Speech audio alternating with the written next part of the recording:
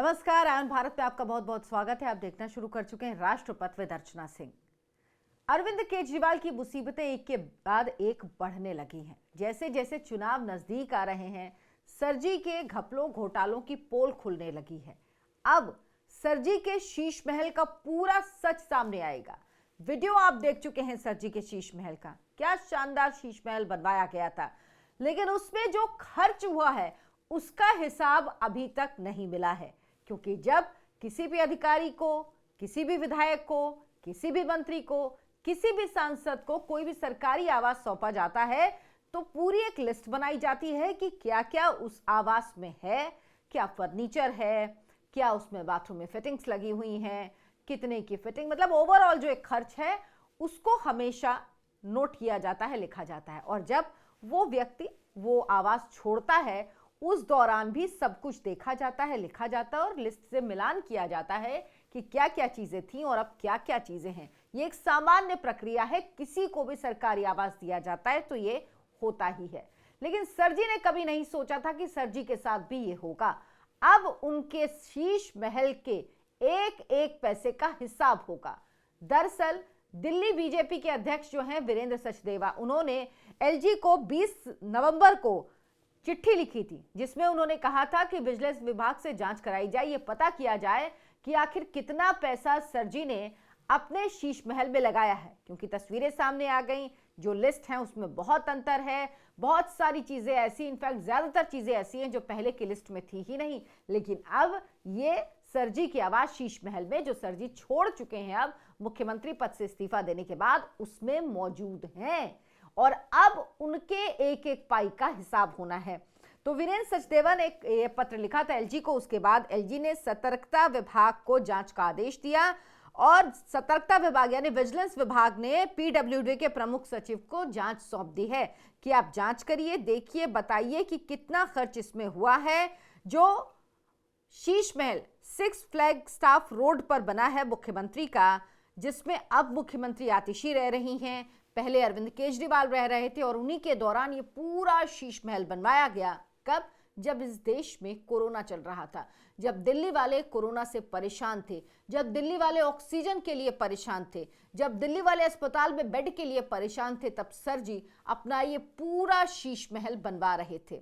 आप क्या सोचते हैं अरविंद केजरीवाल के बारे में? कि अरविंद केजरीवाल के अगर शीश महल का पूरा सच, हिसाब का एक एक पैसा सामने आया तो सरजी उसके बाद किसी को मुंह दिखाने लायक नहीं बचेंगे। आपको क्या लगता है, क्या दिल्ली की जनता वाकई इस बात को लेकर परेशान है, या उसको लगता है कि उसका मुख्यमंत्री कैसे इतने शानदार आलीशान घर में रह सकता है? आप हमें कमेंट करके जरूर बताएं और हमारे चैनल आयन भारत को भी सब्सक्राइब जरूर करें। तो अब ये जो शीश महल है, इसमें कितने के पर्दे लगे थे, इसमें जो इटालियन मार्बल लगी है फ्लोरिंग में वो कितने की है, जो इसमें टीवी लिया गया, ये सब हिसाब तो आपको पता चला, लेकिन बाकी फिटिंग्स, बाथरूम फिटिंग्स जो हैं उसका कितना खर्चा हुआ, जो दीवारें थी, जो पेंट है अब वो कितना अलग है पहले से, उसमें कितना खर्चा किया गया, ये एक एक पैसे का हिसाब अब पीडब्ल्यूडी लेगा। पीडब्ल्यूडी के सचिव को ये जांच सौंप दी गई है, विजिलेंस विभाग ने सौंपी है दिल्ली के, और अब इस पूरे बंगले की जांच की जाएगी। ये जाना जाएगा कि आखिर कितना पैसा इसमें खर्च किया गया है। आपको पता ही होगा पिछले हफ्ते जो ये शराब घोटाला मामले है, इसमें एलजी ने ईडी को अरविंद केजरीवाल पर केस चलाने की मंजूरी दे दी थी और अब और पता है आपको ये रिपोर्ट कितने दिन में आएगी? सिर्फ 5 दिन में। 5 दिन का वक्त दिया गया है, क्योंकि वाकई बहुत छोटा सा काम है, एक घर ही है, उसमें अगर टीम लगाई जाएगी तो 5 दिन में आराम से काम हो जाएगा। उसकी लिस्ट बनाई जाएगी, लिस्टिंग की जाएगी, क्या क्या चीज पहले थी, क्या क्या अब है, लिस्ट है ही, बल्कि उसकी कॉस्टिंग देखनी है सिर्फ कि कितनी कॉस्ट है, पहले क्या कॉस्ट थी और अब क्या कॉस्टिंग है। जो जिस तरह से 12-12 लाख के कमोड लगाए गए, 65 लाख का एलईडी टीवी लगाया गया है, कई जो आराम कुर्सी हैं वो वहां पर हैं, जो कमोड है वो तो खैर उसका तो कहना ही क्या, वो तो कहते हैं कि सेंसर से खुलता है, बंद होता है, उसको अल्ट्रा वायलेट रेज निकलती हैं, पता नहीं क्या क्या होता है उसमें, तो वो सब कुछ है, उन सब की जांच होगी और इसके बाद पता लगेगा कि वाकई कितना खर्चा सरजी ने अपने शीश महल को बनाने में किया। जो सर जी दिल्ली की में यमुना साफ नहीं करा पाए, जो दिल्ली की सड़कों को नहीं बना पाए, जो दिल्ली के लोगों को फ्री पानी का वादा कर रहे थे लेकिन साफ पानी भी नहीं दे पाए, जो दावा आप कर रहे हैं कि 97% दिल्ली में पानी की पाइपलाइन बिछ गई है, दरअसल अभी भी वहां पर लोग टैंकर से पानी मंगा रहे हैं और टैंकर माफिया कहीं ज्यादा बढ़ गया है। सर जी बात करते हैं मोहल्ला क्लिनिक की, लेकिन हालत यह है कि मोहल्ला क्लिनिक में लोग इलाज कराने नहीं जाते। कहते हैं कि हाथ में ऐसे गोलियां दे देते हैं, पता भी नहीं होता कि टैबलेट कौन सी है, आपको हाथ में दे देंगे, लिफाफे में भी नहीं देते हैं। स्थिति ये है। और अब सर जी सबसे ज्यादा परेशान इसलिए हैं क्योंकि कांग्रेस इस बार पूरे दमखम के साथ चुनावी मैदान में उतर रही है।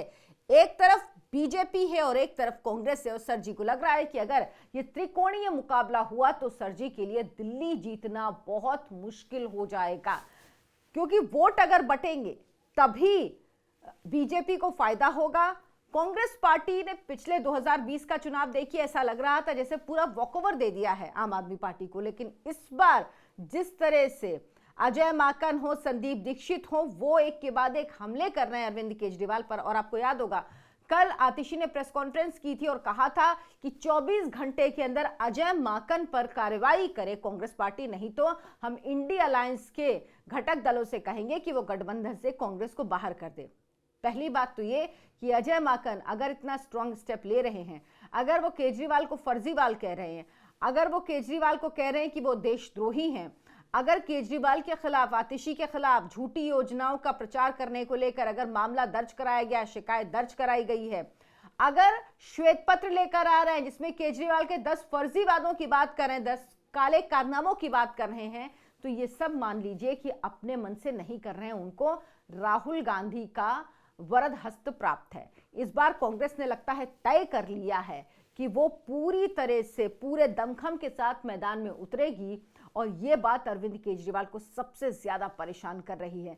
उन्हें लगता है एक तरफ बीजेपी है, वो तमाम आरोप अभी बीजेपी पर लगा रहे थे अरविंद केजरीवाल, चाहे वो चुनाव आयोग से जुड़ा मामला हो कि कहना कि किस तरह से लोगों के नाम काट दिए गए, वोटर के नाम काटे जा रहे हैं वोटर लिस्ट से, या फिर उन्होंने दूसरा अटैक किया, उन्होंने कहा कि पूर्वांचलियों को बीजेपी रोहिंग्या बांग्लादेशी कह रही है, उनके वोट कटवा रही है, उसको डर लग रहा है, पूर्वांचलियों के वोट कटवा रही है। ये सब लड़ाई लड़ रहे थे, लेकिन पता ही नहीं चला अरविंद केजरीवाल को कि कांग्रेस ने दूसरा खेमा खोल दिया और कांग्रेस बिल्कुल सीधी लड़ाई में है। अरविंद केजरीवाल के मन में डर इसलिए भी है क्योंकि वो जानते हैं 2000 लोकसभा चुनाव में जो मुस्लिम वोट है वो एक तरफा कांग्रेस की तरफ गया है, दलित वोट भी कांग्रेस की तरफ गया है। तो अगर अरविंद केजरीवाल को लगता है कि अगर मुस्लिम वोट के साथ झुग्गी झोपड़ी का वोट कांग्रेस के साथ गया तो अरविंद केजरीवाल की सरकार बनना बहुत मुश्किल है, लगभग नामुमकिन है। उसके लिए जरूरी है कि कांग्रेस पार्टी को वोट ना मिले, लेकिन कांग्रेस पार्टी जिस तरह से अपने बड़े बड़े नेताओं को चुनावी मैदान में उतार रही है,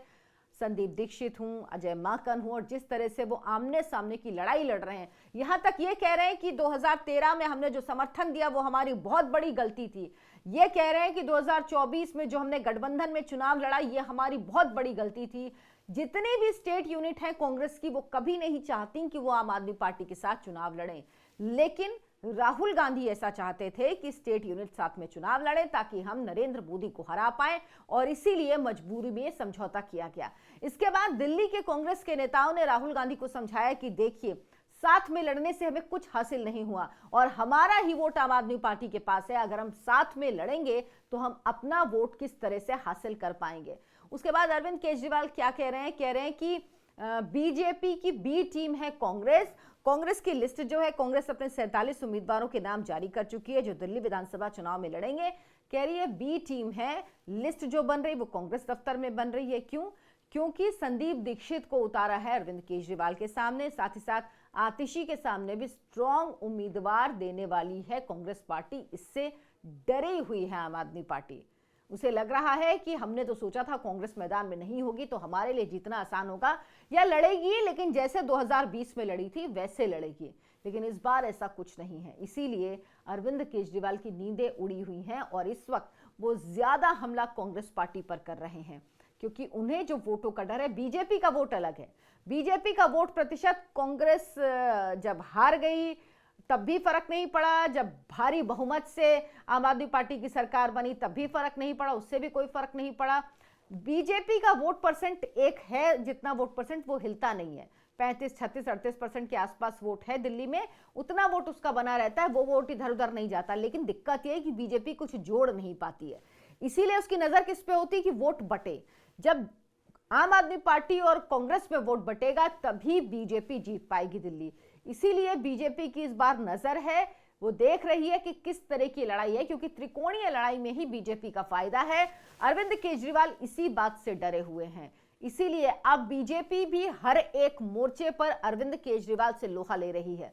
अब जिस तरह से शीश महल, क्योंकि सबसे बड़ा जो वीक पॉइंट है वो अरविंद केजरीवाल के लिए शीश महल है, क्योंकि आप ये समझ लीजिए शराब घोटाले का आरोप वो मनीष सिसोदिया पे डाल देंगे, शराब घोटाले का आरोप वो किसी और पे डाल देंगे, कह देंगे कि भाई हम तो साइन ही नहीं करते थे, मुख्यमंत्री नहीं थे। लेकिन शीश महल की बात को वो कैसे नकार सकते हैं? शीश महल तो उनका घर है, जो उनके आदेश पे बना, उनके कहने पे बना। क्या क्या चीजें लगनी है वो उन्होंने और उनकी पत्नी सुनीता केजरीवाल ने बताई कि ये चाहिए, ऐसा बनना चाहिए, वैसा, तो उससे तो वो इनकार कर ही नहीं सकते हैं।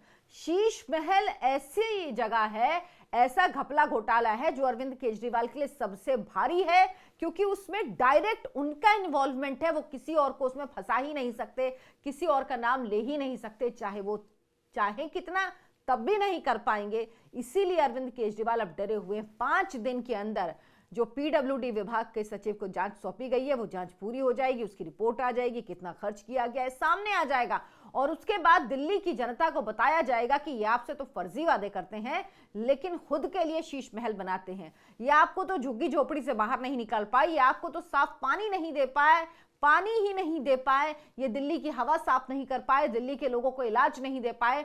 बार बार जो कोर्ट है वो दिल्ली हाई कोर्ट कह चुका है कि दिल्ली के अस्पतालों में सुविधाएं ही नहीं है, मशीनें ही नहीं है, ये सब कुछ हो रहा है। लेकिन सर जी के पास अपना शीश महल बना हुआ था, उन्होंने जो शीश महल छोड़ा मुख्यमंत्री बनने के बाद वो मजबूरी थी, क्योंकि अरविंद केजरीवाल चाहते थे, जानते थे कि मुख्यमंत्री बनने के बाद अगर वो शीश महल नहीं छोड़ेंगे तो उनकी जो इमेज मेकओवर की कोशिश है उस पर पानी फिर जाएगा, उसका कोई मतलब नहीं होगा। इसीलिए उन्होंने ये सब कुछ किया है।